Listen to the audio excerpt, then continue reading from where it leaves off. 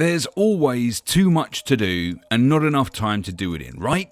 The White Rabbit is always late and misses any very important date that he's supposed to be hitting. Usually it doesn't matter that much, as everyone just expects him to be late.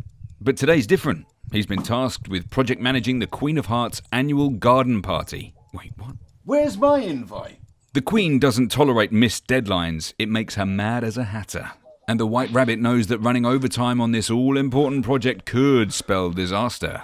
You see, not getting time management right from the get-go could have a serious impact on every stage of a project, decreasing the chances of delivering a successful product. Unlike the White Rabbit, Alice is great at controlling time management. She's going to help him and you understand why time management is so important. She'll also look at the 6 steps of project time management and give you some useful ways to manage project time more efficiently. So, let's hurry on before this project goes down a rabbit hole.